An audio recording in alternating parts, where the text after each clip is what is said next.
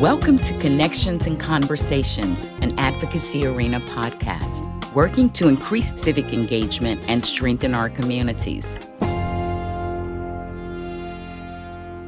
Well, hello, everyone. I am so excited to be here today with my friend, Marcy Meldahl. And Marcy and I are also on the board of Blue Tennessee, an organization that we both love dearly.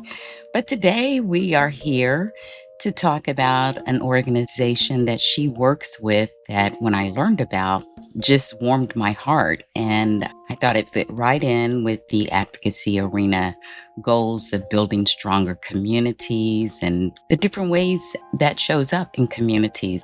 So, Marcy, thank you for being here with me today. Would you introduce yourself and tell people about this wonderful organization that you're a part of?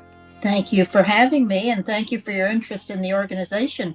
The name is Random Acts of Flowers, and obviously a play on Random Acts of Kindness.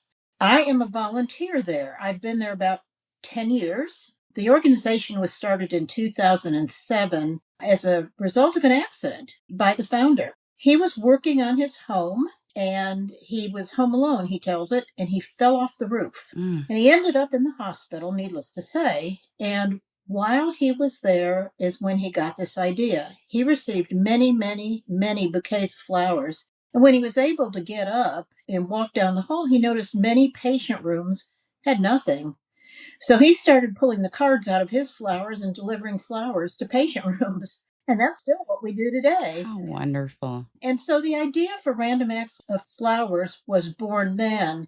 And let me read you the mission statement because it turns out this is exactly what has happened. The mission statement is Random Acts of Flowers improves the emotional health and well-being of individuals in healthcare facilities by delivering recycled flowers, encouragement, and personal moments of kindness. Wow. What a beautiful mission. And I imagine being a volunteer for this organization, I'm not sure what capacity that you work in, but I was just reviewing the website and it just made me smile because, I want to talk a little bit about the different ways and opportunities that people can support and participate in the mission of this organization, and also tell people where this is located.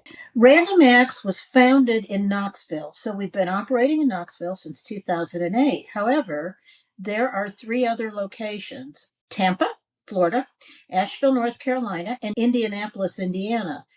Now, those are pretty disparate areas, widely separated from each other. At one time, Larson J. is the name of the founder. He was looking to set up other workshops, I guess I'd call them, in other cities. That didn't work out the way he wanted it to. So, what we have now is the ability for anybody who wants to start a Random Acts of Flowers to get assistance from this organization and learn what they need to do in order to get it up and running. So, kind of like a model for others to follow. How wonderful. And I looked again on the website, it looks like they're opening up another location in Tennessee, in Chattanooga, maybe. They are anticipating that. I am not involved in the management of the organization. I just know more about it because I've been there so long. I know probably all of us would love to see its mission expand. Yes, I would. Like I said, it just seems like such a wonderful thing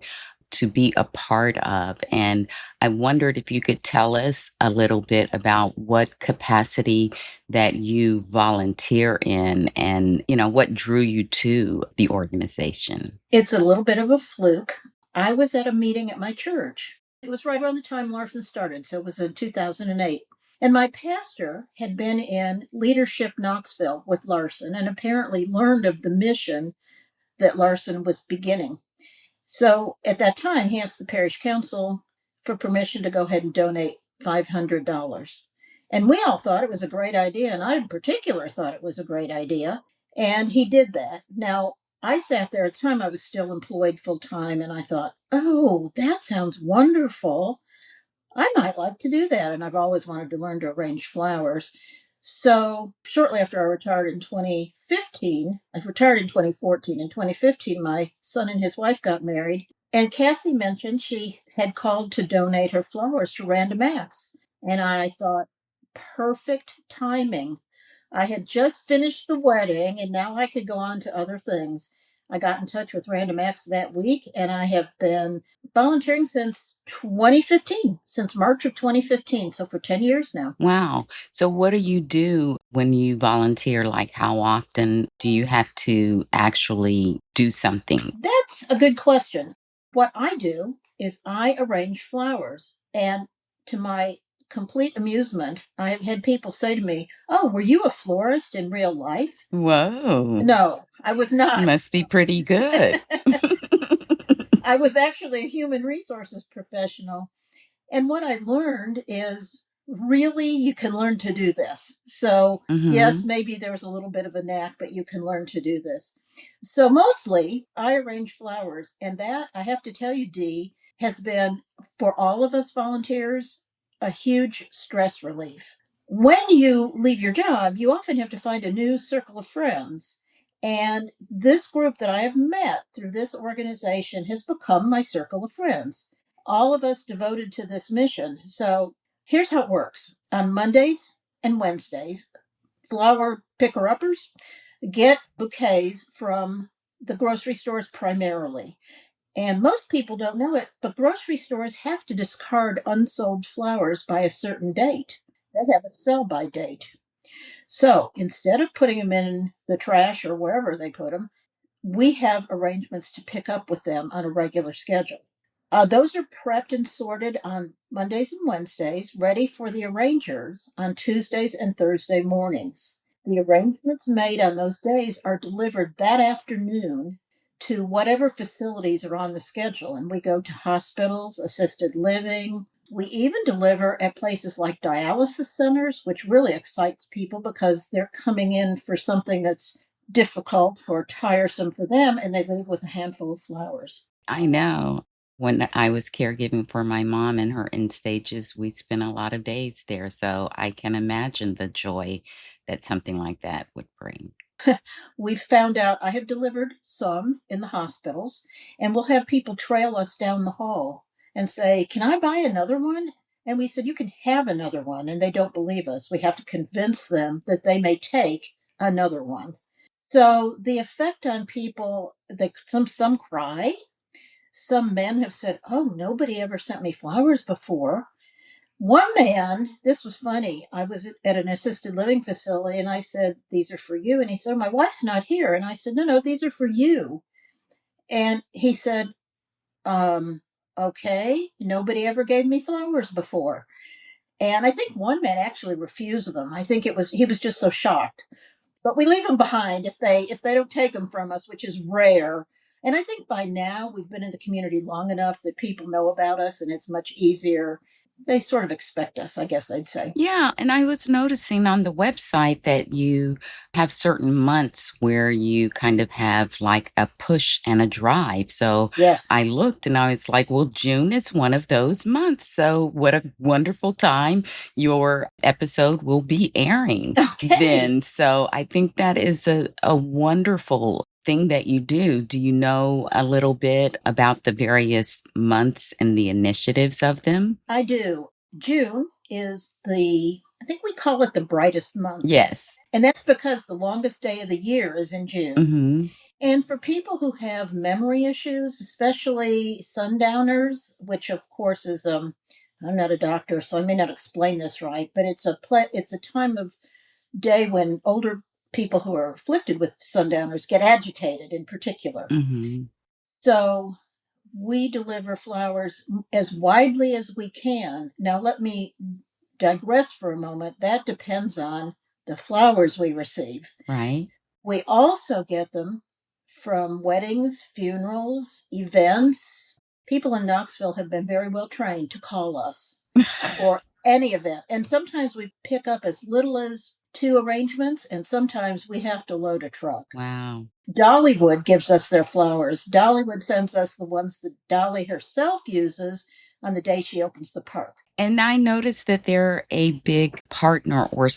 supporter of the organization. I was looking. Well, you can imagine Dolly being a big supporter of anything that builds community. Yes, exactly. I was really happy to see that because I do think, she is one of our treasures. And as you said, when she cares about something, you can be guaranteed that it's a good thing and that it involves community, enriching community. So I was like, oh, Dollywood seal of approval here.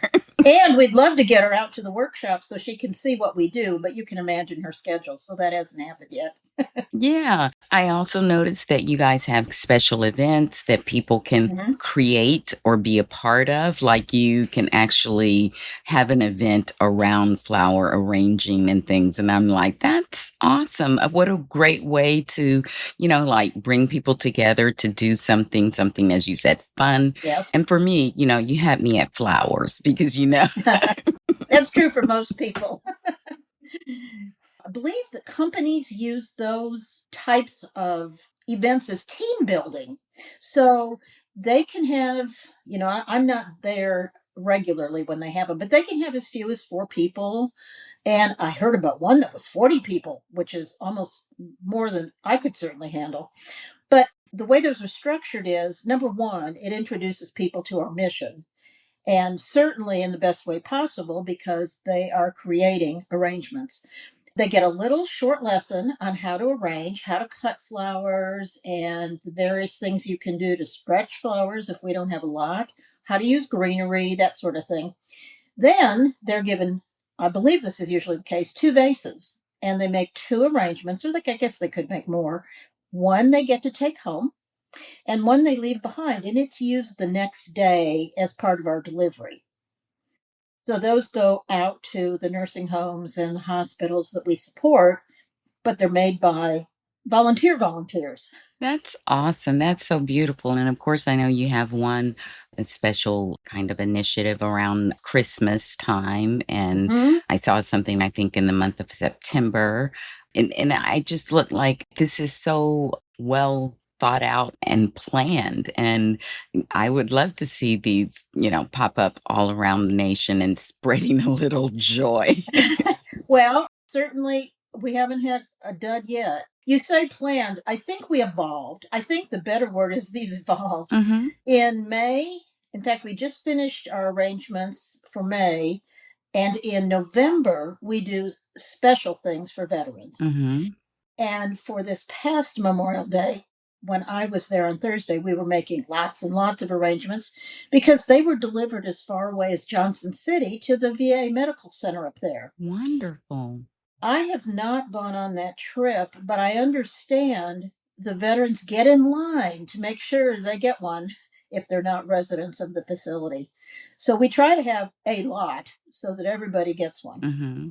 So those are done specially on those days that would be more certainly super special to veterans. We also do bud vases, and those go to Meals on Wheels recipients. You can imagine these are people whose only encounter with others is when they get meals delivered. So to find a nice little arrangement on their tray is it's heartwarming. That's beautiful. And then at Christmas, we deliver poinsettias. I believe we get them donated.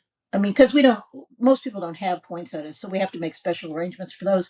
And I actually did that one year to a woman in the hospital, and it was heartbreaking. She was curled up in her bed, her blinds were closed. I walked in and I spoke to her, and she apparently has no family, and here she is in the hospital at Christmas. And I mean, you feel like you're bringing sunshine to people who haven't seen sunshine in a long time in cases like that. I can only imagine, and I do know what that's like to spend Christmas in the hospital again. Caring for my mother. We spent one year Thanksgiving in one hospital, Christmas in another hospital, Yes. and of course New Year's in a rehab facility. And we, just worked really hard. She did to get out so that she could celebrate her birthday in February, at home. And so I do know what that's like. And so to be able to bring a little joy to people who are experiencing that at that time of year because I think it's hard anyway. It is. And we as members of the community come in. So the people whose job it is to take care of them, who do a good job every day, they know the community is also doing something for them. Exactly. And that, again, to me is something that always catches my attention and opens my heart to see things that I know have a sizable impact in the community because I think that's how we make our world better by Yes. doing things that make our communities better. And one person at a time makes a community. Exactly. Exactly. And we also, by the way, deliver to Children's Hospital. And we have special mugs and things that we collect. Let me divert for a minute. We collect donations of vases. We have cups, vases, bud vases. Sometimes we get actual crystal vases because somebody's cleaning out their mother's basement and either doesn't want it or doesn't know what it is and said, "Here, take it." But for the Children's Hospital, we have cups that have characters on them like Batman and some of the, I don't even know what the current crop of children's characters is. So I can't tell you when I see it, but we make special arrangements for them. And we have things we make, or we have people who make them where we'll stick a little, the little plastic Yeah. soldiers and animals and things that kids play with. We attach that to something and that goes in the plant as well.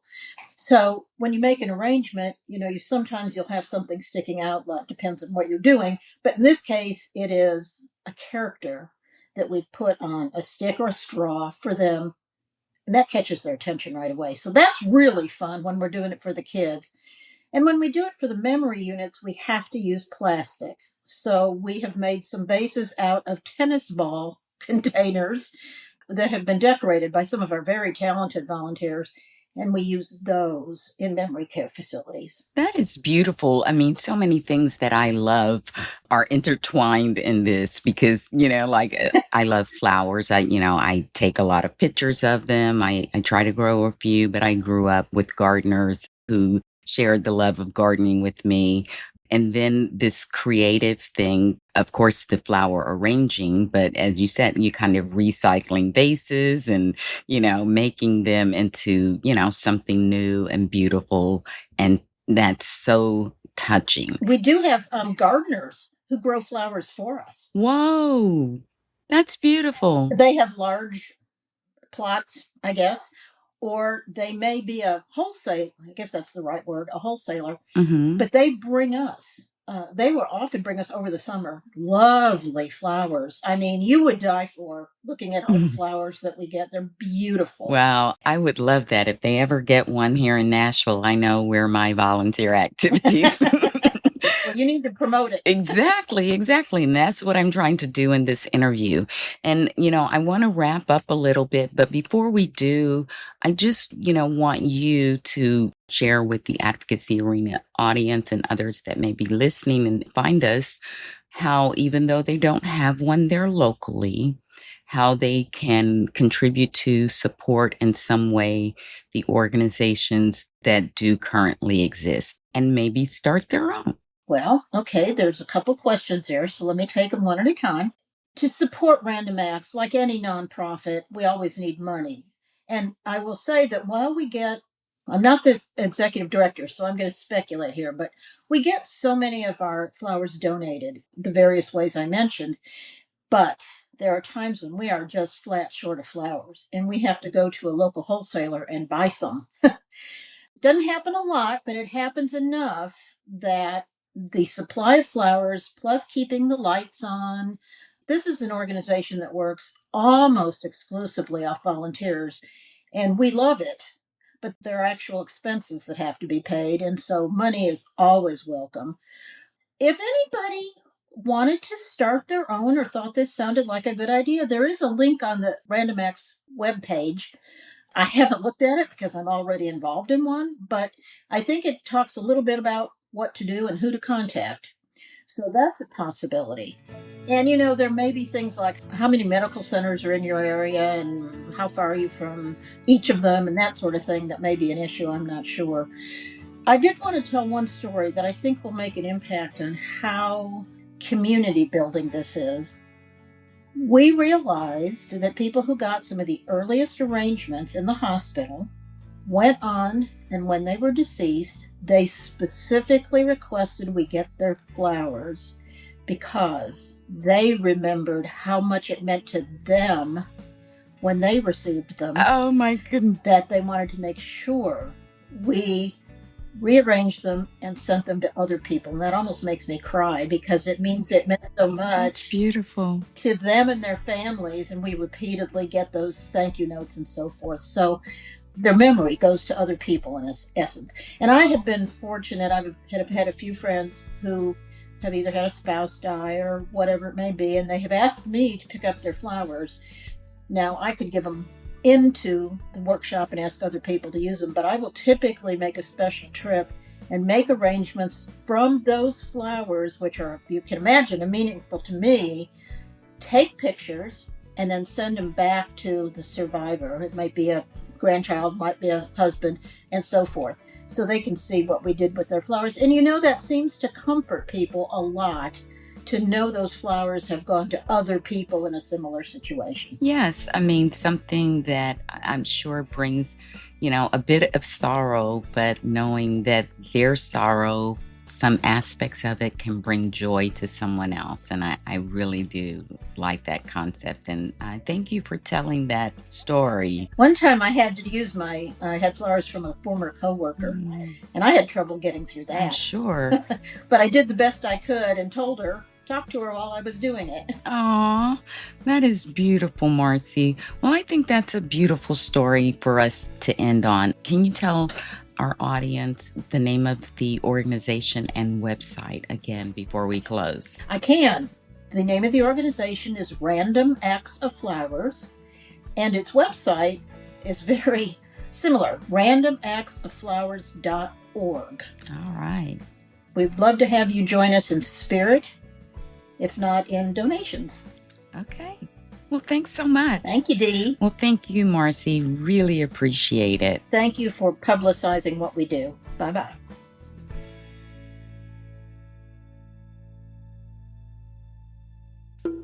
Thank you for listening to Connections and Conversations. This is one of many wonderful interviews that we bring to you to help connect you to a larger community of advocates and change makers across the country. You'll get a glimpse into the various ways people are making an impact in their communities. My hope is that it will inspire you to get engaged in some small way as well. We can't all do everything, but at this moment in history, we can all do something. What are you doing? One of the things you can do is to continue to listen, subscribe, and share this Advocacy Arena podcast. You can also join and support the growing grassroots Advocacy Arena community in other ways. Join our weekly live chats hosted on Spoutable every Monday at 12 p.m. Eastern. Subscribe to our Substack to get great articles on important topics and exclusive access to extended interview conversations. And don't forget to subscribe to our YouTube channel as well. We've got some exciting programming lined up. And keep listening to our regular podcast episodes wherever you get your podcasts. And of course, subscribe and give us that all-important 5-star review.